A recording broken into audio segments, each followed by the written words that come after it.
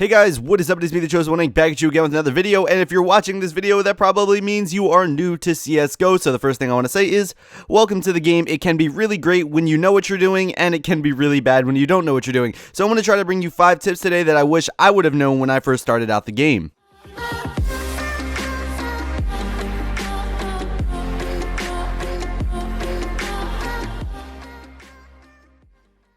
The first tip I want to give to you guys is that you don't always need to push. I see this very often on the CT side at lower rank play. If you watch my last video where I played with the controller, it was so easy because people were literally running into my crosshair when they didn't need to. So if you're on the CT side, you don't always need to push. You have the advantage of getting to wait for them and have them have to push you. If you have a better angle, even if you don't have the best aim, you're still putting yourself in a better position to win that fight. CSGO can be a slow game. It is very important to have patience because if you don't, you could push out and leave yourself exposed. That is something that you do not want to do. I know in other games you might get called a camper or a nerd or whatever the fuck because you're sitting in a corner waiting for someone to come by or you're playing the angle on them, but in reality, in CSGO, that is a very important thing and is something that you need to do to, you know, have a competitive edge. It's a lot easier to watch someone run around a corner than to do the running around the corner and trying to hit the guy and flick onto him.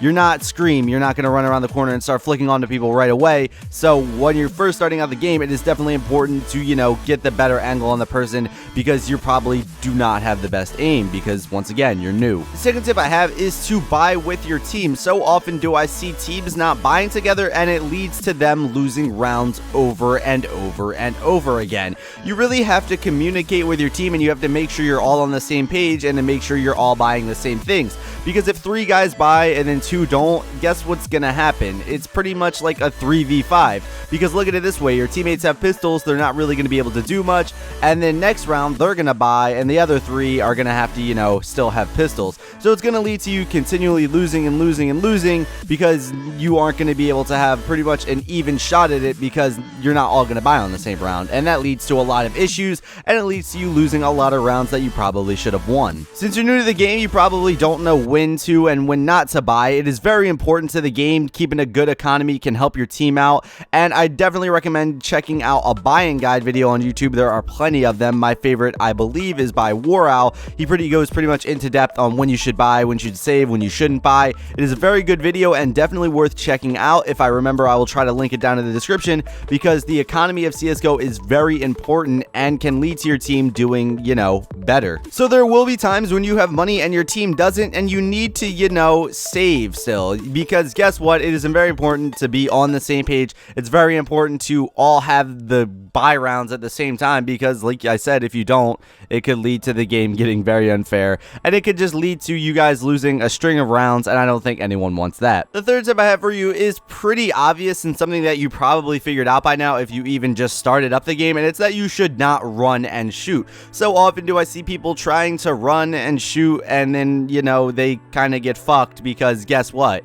They realize that this isn't Call of Duty and you cannot do that. You have to stop, and yes, I mean stop, literally come to a complete stop and then shoot. It is a very important part of the game, and if you're new, you might not have known that, but I'm assuming most of you did.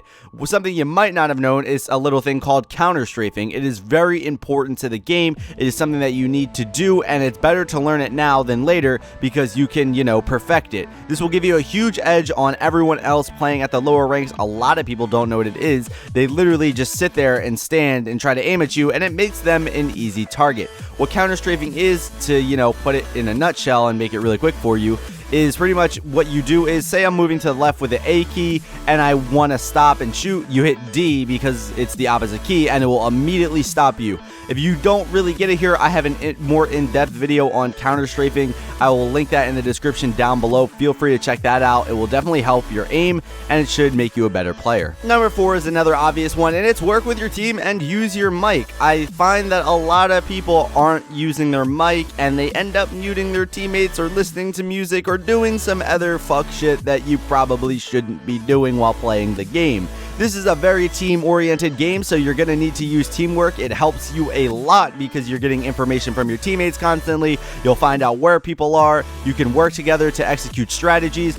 And overall, it's a team game, like I said. It's kind of similar to something like football. If everyone wasn't on the same page in football, then, you know, it's just not going to work. Same thing can be applied to CSGO if you're not all working together and you're all, you know, out there trying to do your own thing. It's just not really going to work. Also, if you don't have a mic, what are you doing? It's 2016. They're like $10, even if you get a shitty one.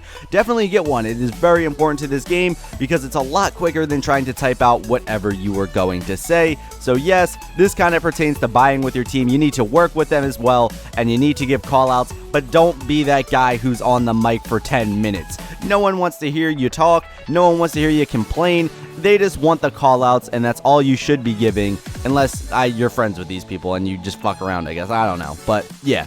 Take that into account. Number 5, and something that my friend who's very new to the game actually asked me how to do, and that is get a new crosshair. If you are playing the game with the default crosshair, you are at a huge disadvantage because it is terrible.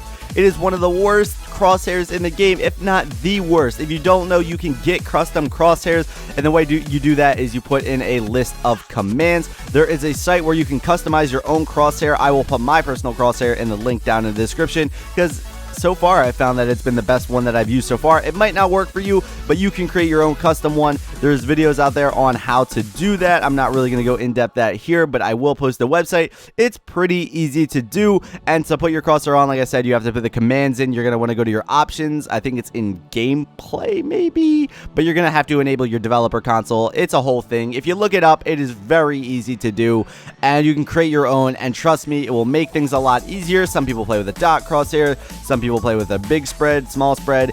I don't know. You need to create your own. Is different for everyone, but creating a custom one should help you out, and it should make aiming a lot fucking easier. Trust me on that. But yeah, guys, we were all new to this game at one point, and we all needed help, so I was hopefully able to help some of you out there, or at least one of you out there who maybe didn't know some of these things, and maybe this video will make you think, maybe it'll make you a better player. I'm hoping that is the case, but if you want to get better at the game, all I have to say is practice, practice, practice. It will make perfect. Trust me, no one started off this game being a fucking god. No one started off being Scream, dude. You have to play and you have to get better, and as you play more, you'll notice yourself getting a bit better. Trust me on that. But thank you guys for watching this video. If you did enjoy it, how about you hit that like button, and if you dislike this video for some odd reason, how about you hit that dislike button, and if you're new, how about you subscribe, and when this video does reach 300 likes, we will be uploading the next one, so be sure to smack that like button. But yeah, guys, this has been the Chosen One Inc., and as always, peace out.